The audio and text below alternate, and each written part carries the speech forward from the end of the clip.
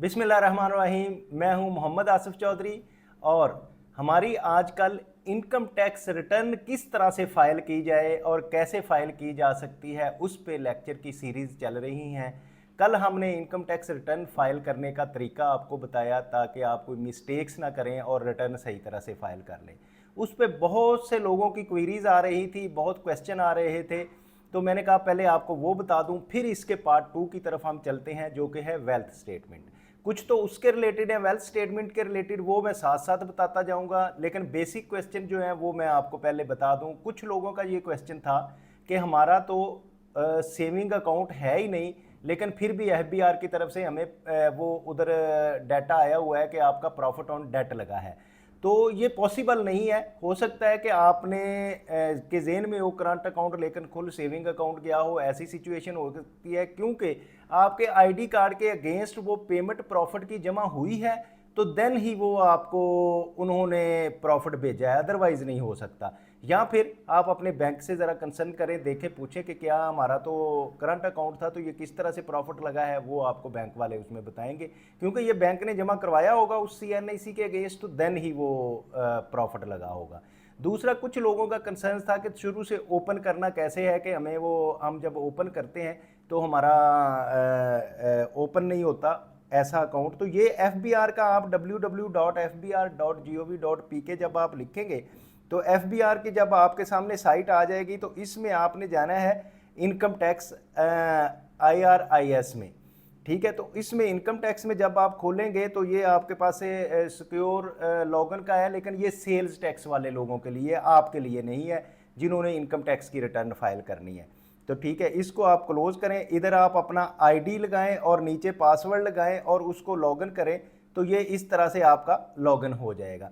फिर आपके सामने ये स्क्रीन आ जाएगी। मैंने जैसे कि आपको बता दिया था कि ये स्क्रीन आपके सामने जब आती है तो इस तरह से आप इसमें से इंफॉर्मेशन आगे जा सकते हैं। क्योंकि हमने कल एक रिटर्न शुरू की थी और उसका ड्राफ्ट जो है वो हमारे पास आ रहा था, तो हमने उस ड्राफ्ट से ही आगे चलेंगे।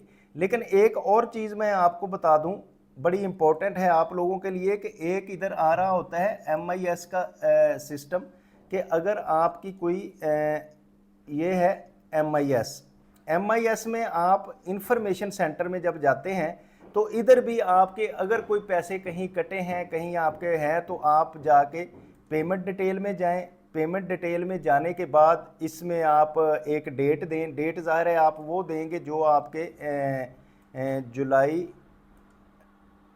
2000 मतलब 1 जुलाई 2024 से आपकी डेट स्टार्ट होती है और जून जो है ये आपकी 30 तक जाती है। ठीक है, इसमें आप जब सर्च लगाएंगे तो जितने भी कोई चीज़ें आपकी कटी होंगी, आपके अगेंस्ट कोई इनकम कटी है, कोई प्रॉफिट ऑन डेट कटा है, तो वो सारा आपका इधर आ जाएगा।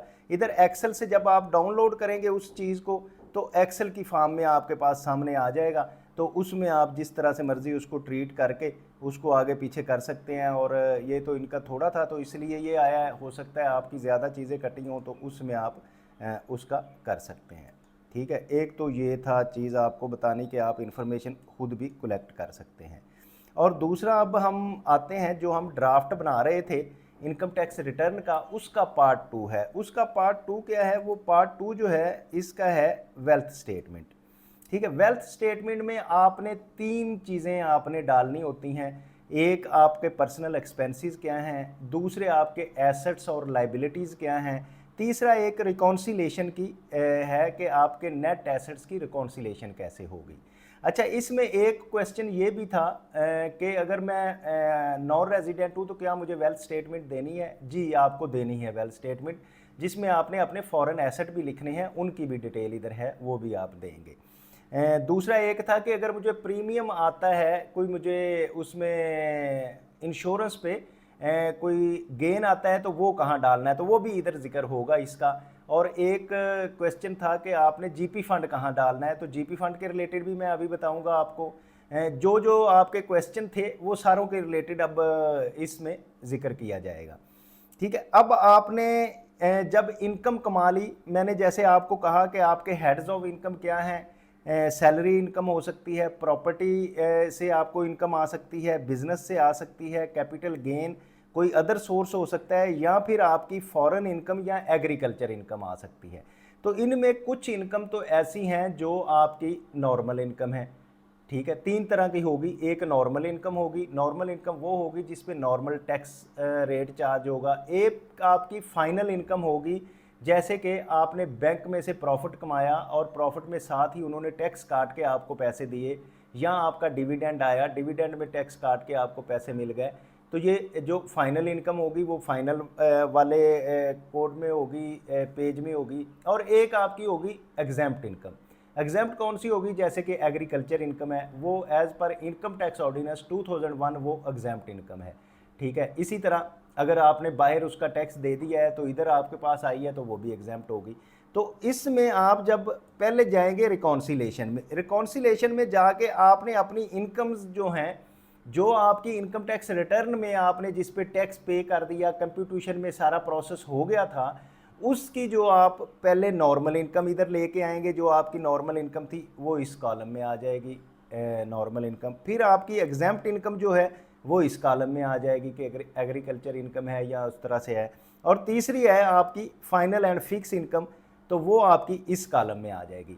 अब ये होगा, इसका प्रोसेस क्या होगा कि आपकी टोटल जो इस साल में कमाया है, जो फाइनल आप वेल्थ स्टेटमेंट में लेके गए हैं जो इनकम आपकी, वो आपने इधर ज़रूर लेके आनी है। कुछ लोग ऐसे करते हैं कि वो रिटर्न तो बना लेते हैं, टैक्स पे कर देते हैं, और वेल्थ स्टेटमेंट में ये रिकॉन्सिलेशन में अपने पीछे से इनकम नहीं लेके आते, जिसकी वजह से उनकी रिकॉन्सिलेशन नहीं हो रही होती।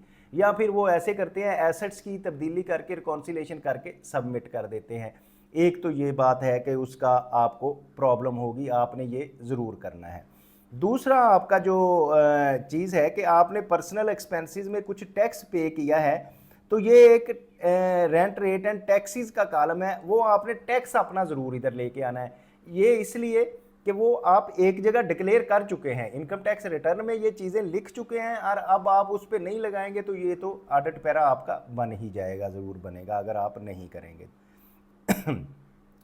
तो अब हम रिकॉन्सिलेशन में आते हैं। रिकॉन्सिलेशन में आपका दिया जाता है कि इस साल में टोटल एसेट्स कितने बनते हैं, प्रीवियस कितने थे, उसमें आपका जो ऐड हुआ है वो है। तो आप पहले तो इसमें आपका इनफ्लो आएगा, ये है इनफ्लोज। आपके सारे इनफ्लोज आएंगे कि क्या क्या चीज़ें आपके पास आई हैं, सोर्सेज क्या हैं, कहाँ से पैसा आपके पास आया है टोटल वेल्थ स्टेटमेंट बनाने के लिए। एक तो ये है कि आपके पास नॉर्मल इनकम आई होगी, दूसरा आपके पास एग्जेम्प्ट इनकम आई होगी, तीसरा आपके पास फाइनल इनकम आई होगी जो आपने रिटर्न से लेके आनी है। चौथा है एडजस्टमेंट इनफ्लो, ऐसी चीज़ कोई आप एडजस्टमेंट डालना चाह रहे हैं जो इन सब चीज़ों में नहीं आ रही, तो उसका आप इधर खोलेंगे और इधर उसका राइट अप करेंगे कि ये चीज़ थी, और उसको फिर लेके इधर एडजस्टमेंट में कहीं जो नहीं आ रही आपको उधर डालेंगे। फिर एक है फॉरेन रेमिटेंस, ऐसा बंदा जो जिसको बाहर से पैसे आते हैं, तो उसके अगर आई बैन अकाउंट से इसके पाकिस्तानी अकाउंट में पैसे आ रहे हैं, तो वो ये है कि उसके लिए फॉरेन रेमिटेंस होगी। तो फॉरेन रेमिटेंस का ये लॉ है कि अगर 50 लाख तक एक साल में आपके पास आती है तो आपको कोई नहीं पूछेगा, तो उसमें आपने उसका सर्टिफिकेट ले लेना है बैंक से और आपका है। लेकिन अगर 50 लाख से ज़्यादा है तो फिर ये है कि आपसे इंक्वायरी हो सकती है, नोटिस आ सकता है, तो उस नोटिस का फिर आपने रिप्लाई ये देना होगा कि फॉरेन रेमिटेंस का सर्टिफिकेट जो आपने बैंक से लेना है वो ले छोड़े, बल्कि साथ ही ले लिया करें, लेके तो वो साथ लगा के उसका जवाब दे दें। फिर उसके बाद आ जाता है इनहेरिटेंस। तो इनहेरिटेंस में आपको पता है कि जो लॉ है पाकिस्तान का, या वैसे कुरान में भी इसके बारे में बहुत है कि जब कोई फौत हो जाता है तो उसकी जो विरासत है वो कैसे डिवाइड की जाती है, तो वो विरासत जो है वो इनहेरिटेंस में आपके आ जाएगी। इसके लिए एक चीज़ अक्सर आई है, लोग गलती ये करते हैं कि पेरेंट्स ज़िंदा हैं तो उसकी भी इनहेरिटेंस डाल देते हैं। हालांकि इनहेरिटेंस जो होती है ये वफ़ात के बाद विरासत जो है दी जाती है। अगर पहले कोई दे रहे हैं तो वो गिफ्ट होगा, वो इसमें नहीं होगी। अगली इसके बाद आ जाता है गिफ्ट। तो गिफ्ट के लिए एक ये असूल है कि गिफ्ट जब ब्लड रिलेशन वाला गिफ्ट दे सकेगा, और जो गिफ्ट देगा वो अगर कैश में आपको दे रहा है तो बैंक टू बैंक ट्रांसफ़र होगा और उसकी एक गिफ्ट डीड बनेगी। अगर उनके बैंक से आपके बैंक में ट्रांसफ़र होना चाहिए। दूसरी बात यह है कि अगर प्रॉपर्टी या कोई और चीज़ जो नाम करवाई जा रही है तो वो उसकी प्रॉपर ट्रांसफ़र उनके नाम से आपके नाम पे होगी। आप ये नहीं कह सकते कि मुझे ऐसे ही गिफ्ट मिला, आपके पैसे कम हो रहे थे, आपने टोटल गिफ्ट में डाल के दे दिए तो आपने कहा जी मुझे ये गिफ्ट मिल गया है, ऐसे नहीं है, उसका कोई प्रूफ होना चाहिए। अच्छा, फिर उसमें यह है कि जब भी गिफ्ट का आप डालेंगे तो एफबीआर क्या करता है, क्योंकि सारा सिस्टम जो है वो ऑटोमेशन पे हो गया है, तो ऑटोमेशन पे जब होगा तो उसमें ये निकालना कि टोटल कितने लोगों ने गिफ्ट रिसीव किया ये मुश्किल काम नहीं है। बस एक क्वेरी लगेगी जिसमें सारे गिफ्ट वाले आ जाएंगे और सबको नोटिस चले जाएंगे। तो इसलिए आप इसको जब प्रॉपर मिला हो और प्रॉपर डॉक्यूमेंटेशन हो तभी ही क्लेम करें, अदरवाइज ना करें। फिर है G gain on disposal of asset excluding the capital gain on immovable property. अब जो कैपिटल गेन आपको आता है जिसमें के मूवेबल प्रॉपर्टी नहीं होनी चाहिए, जो आपके एसेट्स थे उस पे आपको गेन आया, इसमें इमूवेबल प्रॉपर्टी के अलावा, क्योंकि वो इनकम टैक्स रिटर्न में हमने डील कर लिया है। कल एक बंदा मुझसे क्वेश्चन आ रहा था उसका कि जो गेन मुझे इंश्योरेंस प्रीमियम पे जो गेन आया है उसको किस तरह से ट्रीट करना है, तो उसको आप गेन को इधर लिखेंगे, इस जगह आएगा। इसी तरह income attributable to the receipts, builders ने जो इनकम कमाई है उसका जो है वो इधर आ जाएगी। अगर इन सब में नहीं कुछ आ रहा तो फिर अदर्स में इसमें आप इसकी कैप्शन लिखेंगे कि क्या चीज़ है और CNIC नंबर उसका देंगे जिसकी तरफ से आ रहा है, और सारा कंटेंट देने के बाद उसमें भी मेंशन कर देंगे कि ये इधर से आया है। इसी तरह deemed income declared as per return for the year, कोई आपकी डीम्ड इनकम है तो वो आपने रिटर्न में डिक्लेयर की है तो वो आप इधर लिखेंगे। ये तो आगे आपके जो इनफ्लोज हैं जिससे इनकम आ रही है। फिर इसी तरह आपके आउटफ्लोज हैं। आउटफ्लोज में क्या है कि एक तो पर्सनल एक्सपेंसेस, जो आपने घर के एक्सपेंसेस किए वो सारा ये इस टैब में आप पर्सनल एक्सपेंसेस में लिखेंगे, वो सारा टैब मैं आपको बता देता हूँ। फिर दूसरा ये एडजस्टमेंट आउटफ्लो, जैसे आपने इनफ्लो का डाला इसी तरह अगर आप कहीं दे रहे हैं किसी को तो आउटफ्लो का भी वो आ जाएगा। गिफ्ट जैसे लिया वैसे देने का मैंने प्रोसेस बताया आपको। या आपको कोई एसेट आपने बेचा, जैसे कि हमने गेन का कहा, ऐसे अगर लॉस हुआ है तो लॉस वाला आप इधर डालेंगे। तो इस तरह जब आपकी रिकॉन्सिलेशन जब इधर जीरो आ जाएगी तो आपकी सारी अमाउंट रिकॉन्साइल हो जाएगी, रिकॉन्सिलेशन हो जाएगी। और इधर आपने जितने भी एसेट ट्रांसफ़र किए, डोनेट किए, बेचे, उनकी सारे की डिटेल आपने टोटल जो आपके पास एसेट थे इधर दे देनी है।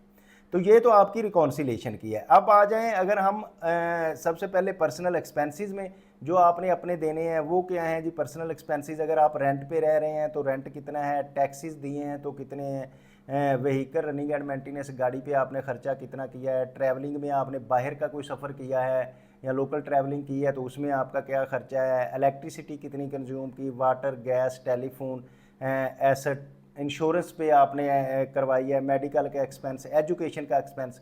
अच्छा, ये जब एजुकेशन का एक्सपेंस आप डालते हैं तो एजुकेशन के एक्सपेंस में एक आपको डिडक्शन भी मिलती है, क्रेडिट भी मिल जाता है कि बच्चों की आपने फ़ीस डाली है तो आपका टैक्स जो पेएबल बन रहा है तो वो उसको आपको क्रेडिट भी ले सकते हैं उसका। इसी तरह आपकी किसी क्लब में मेंबरशिप है, कोई फंक्शन गैदरिंग की आपने, उसके पैसे, ज़कात, डोनेशन वगैरह ये एक्सपेंस किया, और अदर पर्सनल एक्सपेंसेस जो हैं ये आपने इसमें डाल देने हैं। तो इस तरह आपके टोटल एक्सपेंसेस आ जाएंगे। अब हैं हमारे पर्सनल एसेट्स एंड लाइबिलिटी। अच्छा, ये पर्सनल एसेट्स एंड लाइबिलिटीज़ जो हैं इनके रिलेटेड काफ़ी क्वेश्चन थे तो इसमें मैं सारे आपको करूँगा कि एक तो ये है कि आपके पास एग्रीकल्चर प्रॉपर्टी है तो वो लिख दें। उसके बाद आपके पास commercial, residential and non business अगर कोई प्रॉपर्टी है तो वो आपकी इधर आ जाएगी। फिर बिज़नेस कैपिटल है जिसमें आप अपना बिज़नेस का इधर ऐड करेंगे, बिज़नेस नेम ऐड करेंगे और उसका कैपिटल लिख के इसको सबमिट करेंगे तो आगे आपका बिज़नेस कैपिटल आ जाएगा। अगर आपके पास कोई एनिमल्स हैं तो एनिमल्स का आप इधर लिख लें। फिर आपने अपना बैंक अकाउंट जो ऐड करना है तो वो इधर आ रहा है, अकाउंट, एन्युटी, बॉन्ड, सर्टिफिकेट वगैरह, तो इसमें आप ऐड करेंगे। यहाँ IBAN नंबर लिखेंगे, यहाँ बैंक की डिटेल देंगे, तो इस तरह आपका बैंक का अकाउंट जो है वो ऐड हो जाएगा। ठीक है।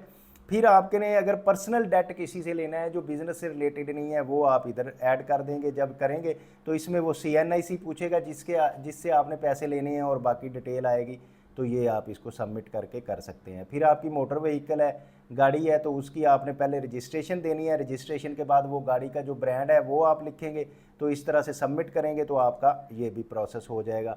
हाउस होल्ड इफेक्ट कुछ हैं, पर्सनल आइटम्स हैं, कैश है, या फिर आपका एनी अदर एसेट। ये जो GP फंड वाला एक क्वेश्चन कल मुझे आया था कि GP फंड हम कहाँ से लिखेंगे और अगर मैंने वो निकलवा लिया है तो उसको क्या ट्रीटमेंट करूँगा, तो उसमें यह है कि आप any other fund, any other asset में आप इधर अपना GP फंड लिखें जिसमें आपकी वो पे स्लिप में आ रहा है टोटल जीपी फंड कितना है, तो उसको आपने अपना एसेट भी हर दफ़ा शो करना है, क्योंकि उस पर आप टैक्स पे कर चुके हैं, क्योंकि टैक्स आप ग्रॉस सैलरी पे करते हैं, और उस पर जब वो चीज़ें कट जाती हैं, जैसे कि आपका जीपी फंड में कटा, तो आप अपना total GP fund any other asset में ऐड करके ना, इधर आप जीपी फंड का एक दे के इसको जब सबमिट करेंगे तो ये इधर आपके पास अमाउंट आ जाएगी। तो वो अमाउंट आपने क्योंकि पहले लिखी हुई होगी, फ़र्ज़ किया ये 10 लाख रुपया है, तो 10 लाख में आपने 8 लाख रुपया निकलवा लिया, वो आपका एसेट था, एसेट में से आपने निकलवाए हैं, तो अब बाकी 8 लाख निकल गया, बाकी 2 लाख इधर आपका रह जाएगा, इसमें कम हो जाएगा। तो इसलिए जो जीपी फंड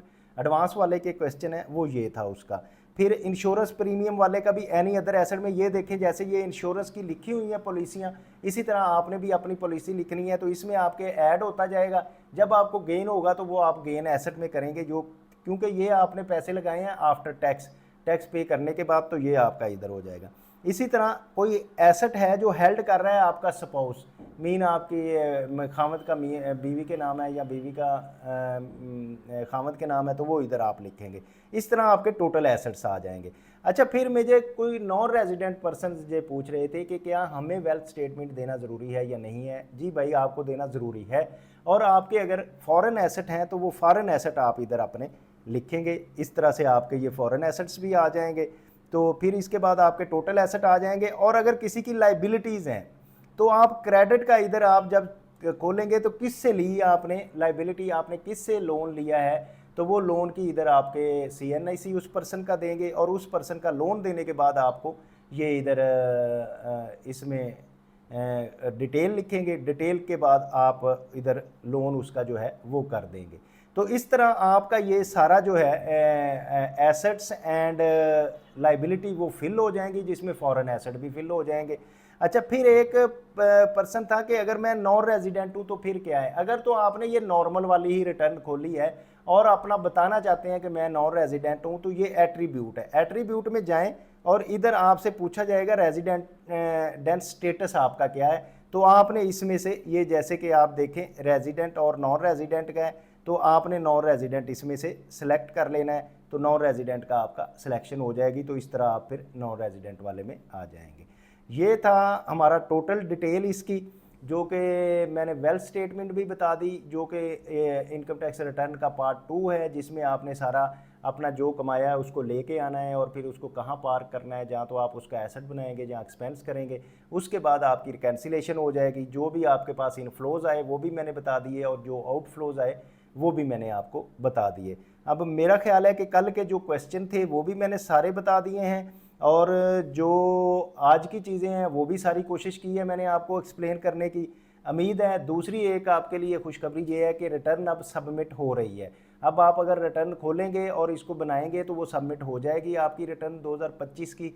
तो इसके अलावा अगर आपके ज़हन में कोई भी क्वेश्चन आए, कोई प्रॉब्लम हो, जैसे मैंने आज आपको सबको, बल्कि सबके जो मैंने रिप्लाई भी दिए हैं, उसमें जो कमेंट्स जहां आए थे उनके भी रिप्लाई दे दिए हैं, कोशिश की है सबके देने के। अगर किसी का रह गया हो तो वो मैं दोबारा मुझे करें तो मैं इंशाल्लाह वो भी कर दूंगा। और बाकी चीज़ें कुछ मेरे जहन में थी कि इधर मैं समझा दूंगा तो आपको क्लियर हो जाएंगी, वो भी मैंने आपको सारी चीज़ें समझा दी हैं। तो उम्मीद है आप इसको समझ जाएंगे और सारी चीज़ें आप ख़ुद अपनी रिटर्न अच्छे तरीके से फ़ाइल कर सकेंगे। और फिर आपका ये होगा कि इसको आप अगर लाइक शेयर सब्सक्राइब करेंगे तो बाकी लोग भी जो है अपनी रिटर्न अच्छे तरीके से फ़ाइल कर रहेंगे। ये एक सदका जारिया है, सबको ये करें, जिस तरह से लोगों के हालात हैं उसमें उनकी हेल्प करें। और ये एक लर्निंग का प्लेटफॉर्म है, उम्मीद है आप इससे लर्न कर रहे होंगे और दूसरों को भी लर्निंग में हेल्प कर रहे होंगे। Thank you very much, have a nice day.